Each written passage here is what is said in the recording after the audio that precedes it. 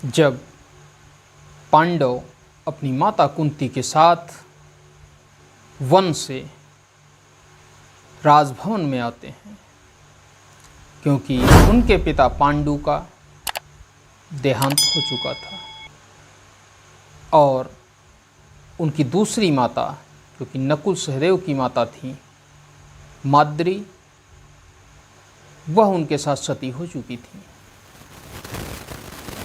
इधर महाराज धृतराष्ट्र, जो कि सम्राट थे, उनके पुत्र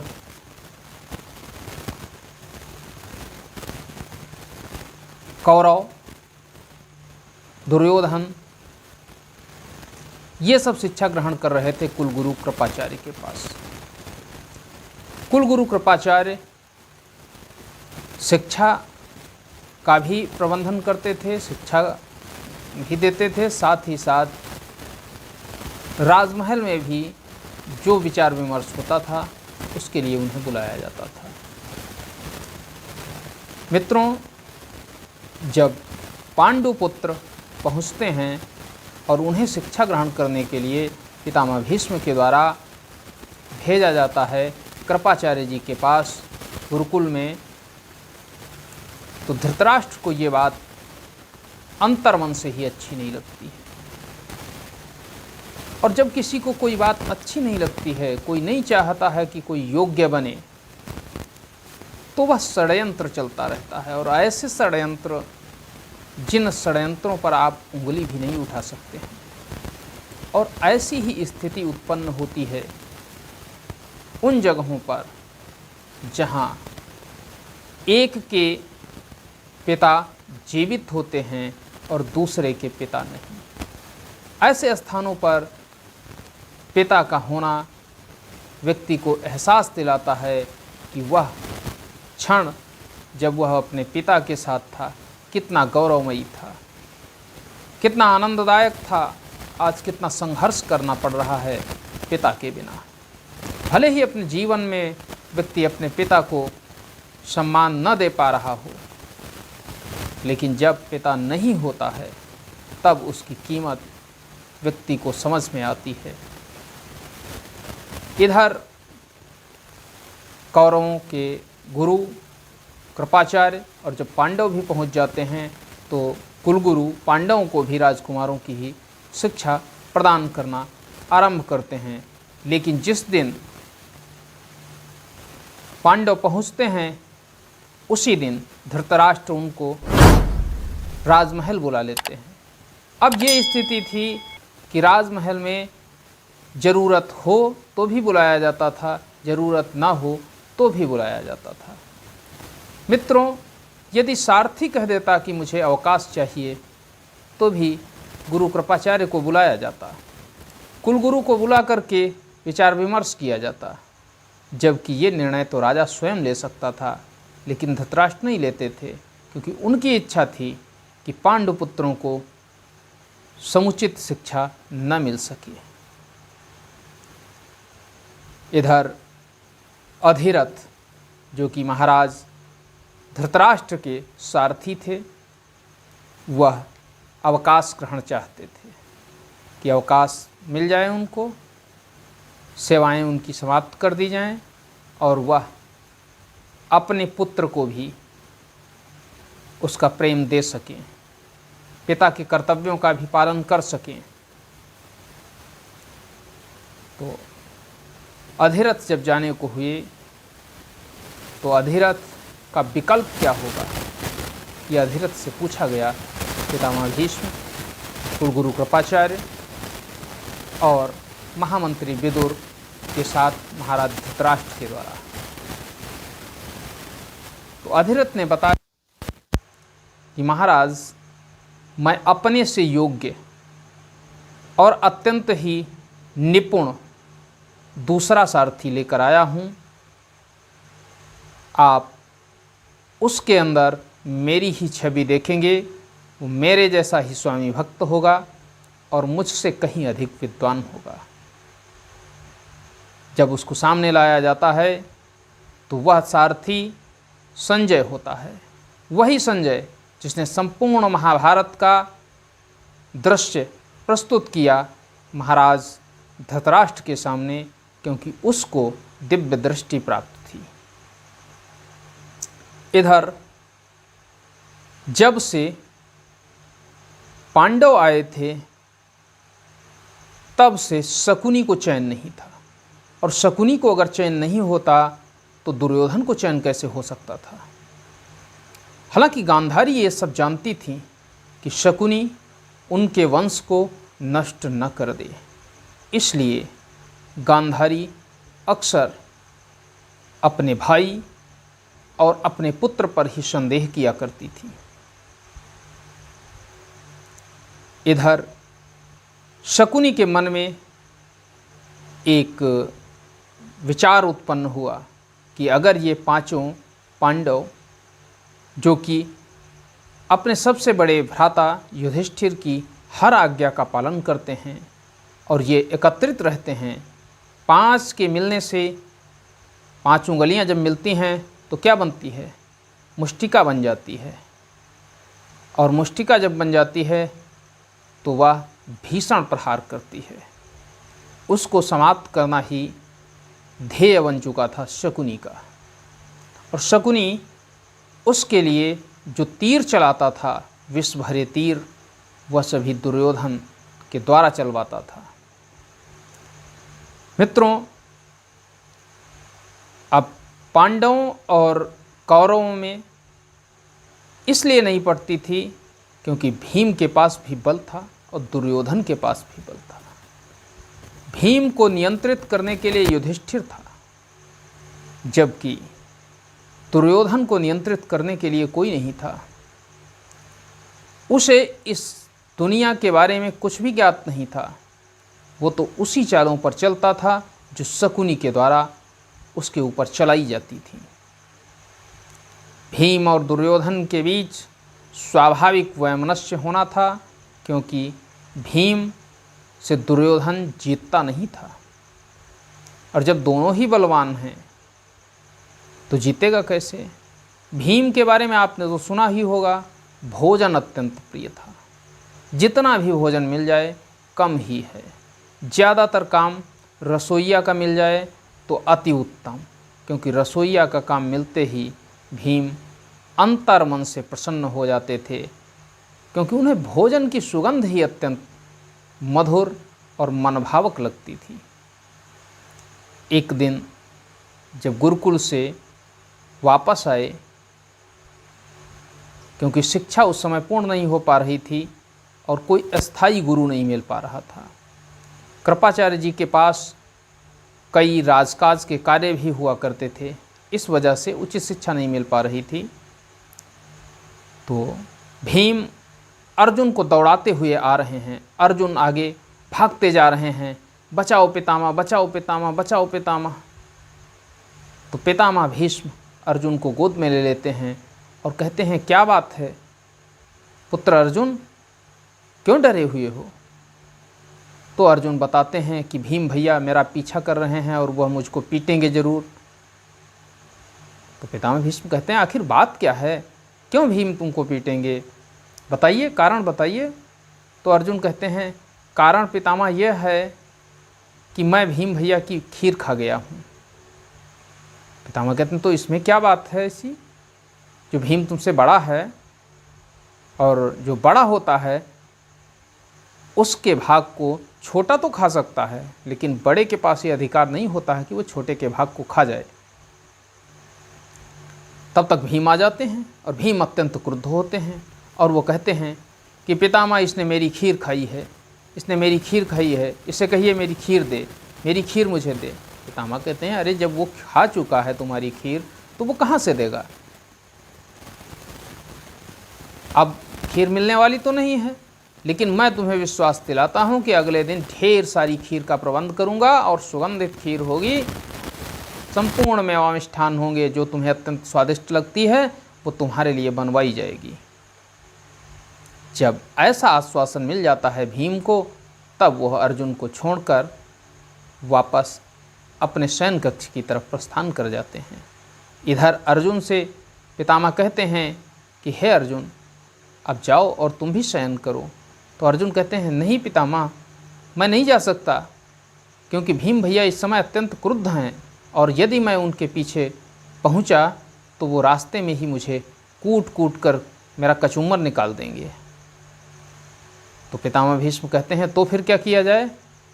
अर्जुन कहते हैं, पितामह ऐसा न हो आज रात्रि मैं आपके साथ ही विश्राम कर लूँ। पितामह उसके प्रेम को देखकर अत्यंत ही प्रसन्न हो जाते हैं और उसको दुलराने लगते हैं, साथ में सुलाते हैं और कहते हैं, ठीक है, जब तुम्हें निद्रा आ जाएगी तब मैं तुम्हें तुम्हारे शयन कक्ष में भिजवा दूंगा। मित्रों, ये तो इधर से जो समय था निकल रहा था, ऐसी ही क्रियाएं हो रही थीं। उधर शकुनी दुर्योधन को समझा रहा था कि दुर्योधन, अब तुम्हें बहुत ही सजग रहने की आवश्यकता है, क्योंकि भीम तुम्हारे जैसा ही बलवान है। अर्जुन अत्यंत ही चतुर है और धर्मराज युधिष्ठिर वह अत्यंत ही धर्मज्ञ है। साथ ही साथ नकुल और सहदेव वो अत्यंत नीतिवान है। उनका जोड़ तुम्हारे साथ नहीं बैठ रहा है, तुम कमज़ोर पड़ रहे हो। दुर्योधन कहता है, मैं 100 भाई हूँ और वो तो 5 ही हैं, फिर मैं कैसे कमज़ोर पड़ रहा हूँ? शकुनी कहता, नहीं, यदि 5 उंगलियां आपस में मिल जाएं तो मुट्ठी बन जाती हैं। दुर्योधन कहता है, मैं तो 100 भाई हूँ, कई मुट्ठियाँ बन जाएंगी। तो कहता, नहीं, कई मुट्ठियों से काम नहीं चलता है। जिस मुष्टिका, एक मुष्टिका में ज़्यादा ताकत होती है, ज़्यादा बल होता है, वही विजयी होता है। इसलिए इन 5 उंगलियों में से एक उंगली को समाप्त करना होगा। और उस एक उंगली को समाप्त करने के लिए वो योजना बनाता है और दुर्योधन से कहता है कि कमज़ोरी क्या है इन 5 पांडवों की, क्या तुम्हें ये ज्ञात है कि इनकी कमज़ोरी क्या है? तब दुर्योधन कहता है, मैं अन्य की तो कमज़ोरी नहीं जानता, लेकिन भीम की कमज़ोरी जानता हूँ। शकुनी कहता, क्या कमज़ोरी है? कहता, वो बहुत ही पेटू है, खाने के लिए तो वो कुछ भी कर सकता है, और कहीं स्वादिष्ट खाना उसका मिल जाए, खीर, तो उसके लिए तो वह कुछ भी करने को तैयार है। शकुनी कहता है, बहुत अच्छा गुण है भीम के अंदर, तुम्हें भीम से मित्रता बढ़ानी होगी, प्रत्येक पांडव से मित्रता बढ़ानी होगी। दुर्योधन कहता, ऐसा संभव नहीं हो सकता है, मैं इन वनवासियों से इतनी ईर्ष्या करता हूँ कि मैं उनसे प्रेम कैसे कर सकता हूँ। दुर्योधन कहता है कि यदि आप उनसे प्रेम नहीं कर सकते तो आप उनका नुकसान नहीं कर सकते, क्योंकि नुकसान करने के लिए भी प्रेम की आवश्यकता होती है। प्रेम के झांसे में ही व्यक्ति फंसता है और अपना नुकसान करा बैठता है, और वो नुकसान तुम्हें पांडवों से करवा लेना है।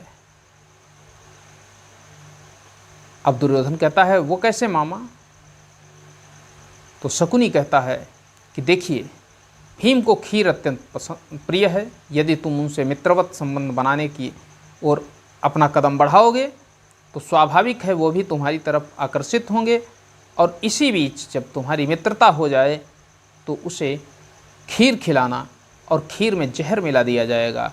ऐसा जहर मैं तुम्हें दूंगा जिस विष का कोई तोड़ नहीं होगा, केवल नागलोक के नाग ही उस विष को समाप्त कर सकते हैं। जब ये बात दुर्योधन सुनता है तो अत्यंत ही चौंक उठता है, और वह ये सारी बात अपने भाई दुशासन से बताता है,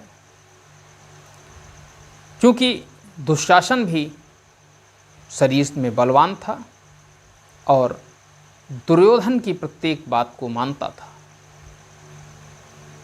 इधर योजना बन रही थी, उधर 5 पांडव अपनी शिक्षाओं में व्यस्त थे।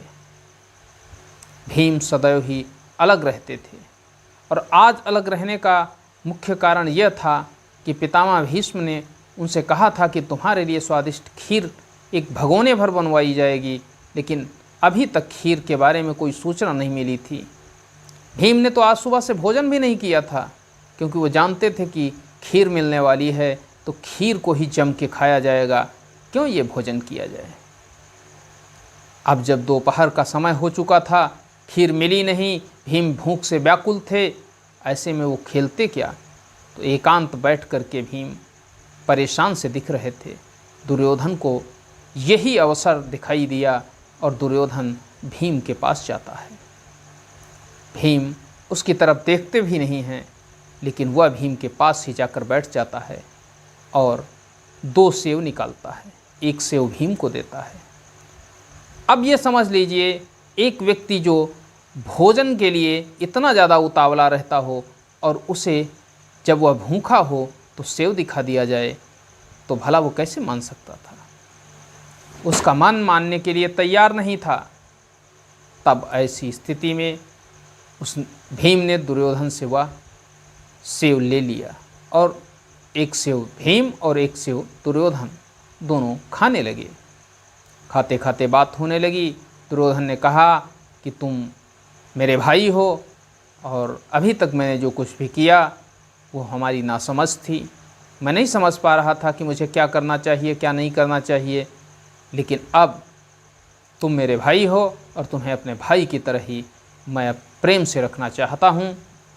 भीम उसकी निगाहों को पढ़ रहे थे, उसके मस्तक को पढ़ रहे थे, उसके चेहरे को पढ़ रहे थे, लेकिन पढ़ नहीं पा रहे थे, क्योंकि दुर्योधन कोई सामान्य नहीं था, वह भी अत्यंत ही मायावी था। मायावी ये नहीं कि वो रूप बदलने वाला था। कई ढेर सारे मायावी हमारे समाज में भरे रहते हैं, जिनके चेहरे कुछ बोलते हैं लेकिन होता कुछ और है। एक चेहरे पे कई चेहरे लगा लेते हैं लोग। तो जिस तरह से आज लोग आपके सामने आपकी प्रशंसा कर रहे होंगे और आपके पास से हटते ही आपकी बुराइयां करने लगेंगे, और यहाँ तक कि इतनी बुराई कर सकते हैं जितनी वह प्रशंसा आपकी नहीं कर सकते हैं, ऐसे ही नीच व्यक्ति होते हैं और उन नीच व्यक्तियों को पहचानना अत्यंत कठिन हो जाता है। और आज भीम भी नीच दुर्योधन की मनसा को पहचान नहीं सके। सेव खाते हुए दुर्योधन ने भीम से कहा कि भाई भीम, तुम्हें खीर प्रिय है और पितामह ने तो खीर बनवाई नहीं। भीम ने कहा, ये तो बात सही है तुम्हारी भाई। दुर्योधन ने कहा, लेकिन मुझे याद था कि तुम्हें खीर प्रिय है, इसलिए मैंने थोड़ी थोड़ी खीर बचा करके एक भगोने में खीर बचा कर रखी है, और दुशासन उसकी रखवाली कर रहा है। तो क्यों ना हम दोनों चलें और शीघ्रातिशीघ्र तुम उसका सेवन करो, और जो बच जाएगी तो थोड़ी बहुत हम भी पा जाएंगे। ऐसा सुनते ही भीम के चेहरे पर चमक आ गई, क्योंकि भीम को उनका पसंदीदा भोजन मिलने वाला था। भीम ने कहा, चलिए दोनों एक दूसरे के साथ हो लेते हैं और चले जाते हैं कुटिया की तरफ। गुरुकुल में जो कुटिया थी उसकी तरफ जाते हैं। ये दृश्य युधिष्ठिर और अर्जुन देख रहे थे। तो अर्जुन कहते हैं, भ्राताश्री ये क्या है, आज दुर्योधन और भीम साथ साथ जा रहे हैं। तो युधिष्ठिर कहते हैं कि कल ही मैंने भीम को समझाया था कि दुर्योधन हमारा भाई है और भाई से कभी वैर नहीं रखना चाहिए, उससे मित्रवत संबंध रखने चाहिए, उससे प्रेम रखना चाहिए, उससे अनुराग होना चाहिए, उससे द्वेष नहीं होना चाहिए। शायद भीम की समझ में आ गया है और भीम दुर्योधन को भाई की तरह, देखिए किस तरह से उसके साथ जा रहे हैं।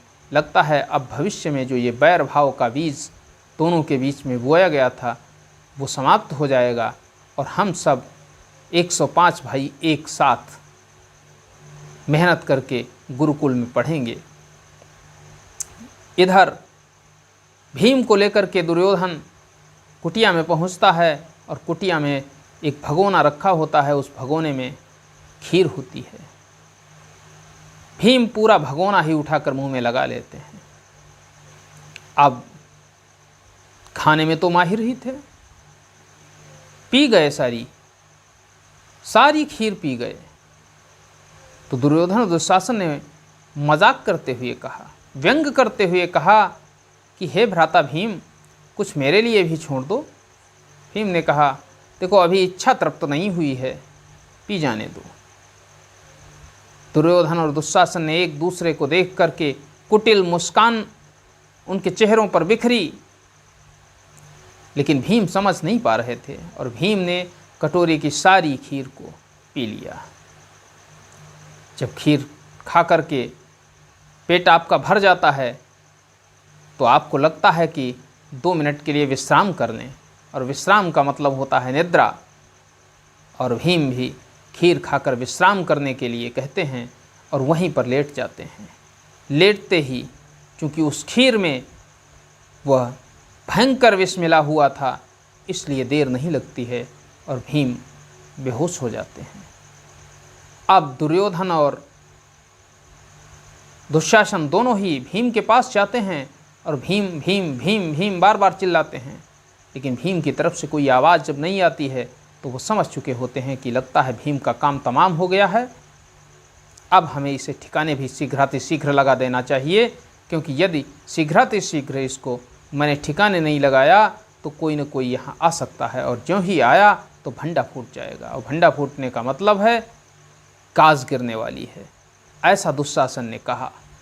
दुर्योधन कहता है, नहीं, मेरे ऊपर कुछ नहीं होने वाला, क्योंकि पिताश्री का आश्रय है मेरे पास, वो सम्राट हैं, मेरा कुछ नहीं हो सकता। लेकिन फिर भी शीघ्रता करनी चाहिए, और भीम को उसी चटाई में बांध करके पास ही में बह रही गंगा जी में प्रवाहित कर देते हैं।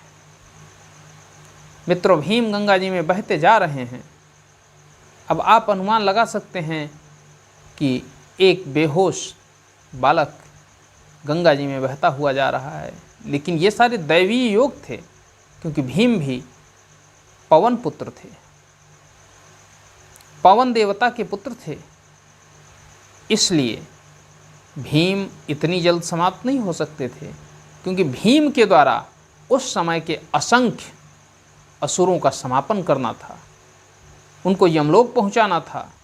दुर्योधन और दुशासन भी भीम के ही हाथों मरने थे।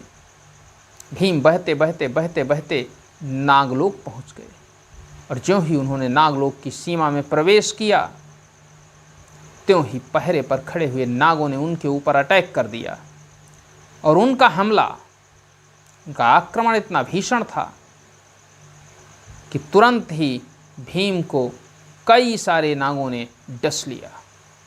और ज्यों ही भीम को उन नागों ने डसा, भीम के अंदर जो जहर था, जो विष था, वह समाप्त हो गया। क्योंकि हम जानते हैं विष को विष ही दूर कर सकता है, और नागों के विष के कारण वह विष उनसे दूर हो गया जिस विष के कारण भीम बेहोश हुए थे। भीम की निद्रा टूट गई, और ज्यों ही भीम ने आंखें खोली, अपने होश व हवास में आए, त्यों ही उन द्वारपालों ने भीम को पकड़ करके राजा वासुकी के सामने, जो नागराज वासुक हैं, उनके सामने प्रस्तुत किया। नागराज वासुक ने भीम से पूछा कि हे बालक, तेरा नाम क्या है? भीम ने कहा, हे देव, मेरा नाम कुंती नंदन भीम है। ज्यों ही कुंती नंदन का नाम सुना नागराज वासुकी ने, तो उन्होंने कहा, अरे तुम तो मेरे निकटतम संबंधी हो, क्योंकि मैं कुंती की माता का नाना हूँ। जब भीम इस तरह से नागराज वासुक के शब्द सुनते हैं तो वह उनको प्रणाम करते हैं, और प्रणाम करके कहते हैं कि मैं कहाँ आ गया हूँ? नागराज वासुक कहते हैं कि हे पुत्र, तुम नागलोक में आ गए हो, लेकिन तुम यहाँ कैसे पहुँचे? भीम कहते हैं, मुझे भी ज्ञात नहीं, मुझे तो दुर्योधन और दुशासन ने खीर खिलाई थी, उसके बाद से मुझे कुछ भी ज्ञात नहीं है। नागराज वासुकी सब कुछ समझ जाते हैं, और वह तुरंत ही सोम रस से सुधा रस, सुधा अर्थात अमृत, और वह अमृत नहीं मिला जिस अमृत को पीने से व्यक्ति अमर हो जाता है। क्योंकि जिस तरह से हमारे यहाँ चीनी बनती है, कई तरह की ब्रांड होते हैं, हर तरह के कई ब्रांड होते हैं, 1 नंबर, 2 नंबर, 3 नंबर, ऐसे ही अमृत में भी कुछ ब्रांड होते होंगे। 3rd क्लास का ब्रांड दिया गया भीम को, जो कि नागों के पास होता था। उन्होंने अमृत कलश से अमृत दिया और एक कटोरे में 1000 हाथियों का बल था। भीम ने उस अमृत का पान किया, जिससे भीम के अंदर 10,000 हाथियों का बल आ गया। 10,000 हाथियों का बल आने से भीम और भी बलशाली हो गए। इधर भीम की खोजबीन में युधिष्ठिर जुटे हुए हैं, क्योंकि संध्या के समय भीम दिखाई नहीं पड़ रहे हैं।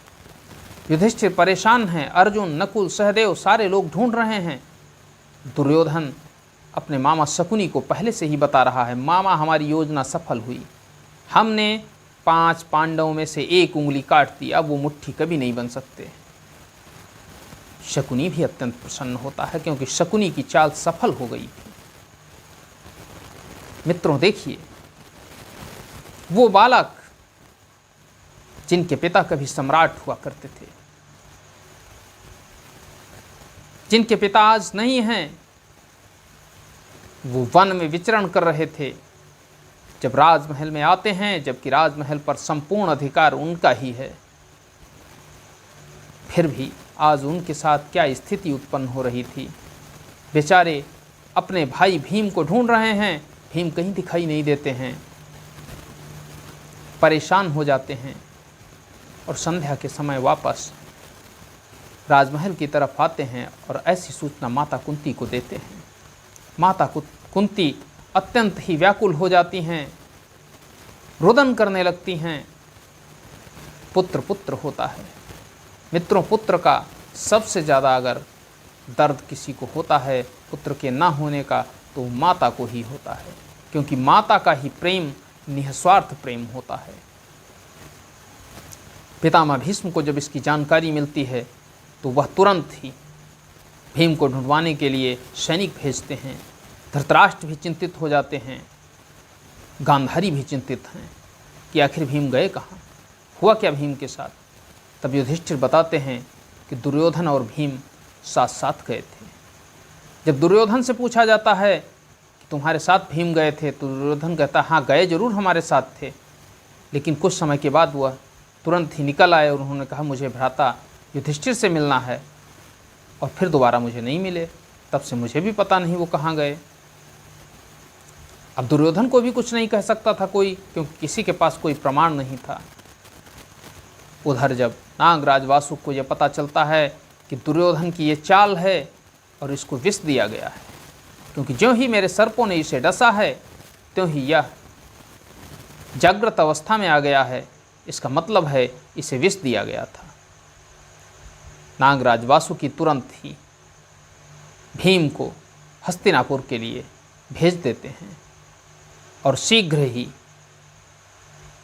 भीम हस्तिनापुर आ जाते हैं। इधर पूरे परिवार में शोक व्याप्त था, क्योंकि एक राजकुमार कहीं गायब हो चुका था, उसका कोई पता नहीं लग रहा था। जब भीम आते हैं, पहुंचते हैं, तो सब अत्यंत ही प्रसन्न हो जाते हैं और भीम से पूछते हैं कि भीम तुम कहाँ गए थे। तब भीम बताते हैं कि मुझे कुछ भी ज्ञात नहीं, मैं नागलोक से आ रहा हूँ और वहाँ मेरी माता के नाना नागराज वासुकी ने मुझे अमृत पान कराया है, जिससे मेरे अंदर 10,000 हाथियों का बल आ गया है। भीम वो सब भूल गए थे, लेकिन हाँ, इससे पहले जो मुझे याद है कि दुर्योधन और दुशासन के साथ मैंने खीर खाई थी, और उसके बाद से मुझे कुछ भी ज्ञात नहीं था कि मैं नागलोक कैसे पहुंचा। पितामह भीष्म इस पर अत्यंत ही क्रोधित होते हैं, लेकिन कुंती के द्वारा रोक दिया जाता है और कहा जाता है कि हे तातश्री, हम कोई भी ऐसा निर्णय न लें कि आने वाले समय में हमारे सभी पुत्रों के बीच वैमनस्य उत्पन्न हो जाए। दुर्योधन भी बालक है, गलती उससे भी हो सकती है, हम सब बड़े बुजुर्ग हैं, हमें क्षमा करना चाहिए। कुंती के ऐसे भाव को देखकर सभी आश्चर्यचकित रह जाते हैं।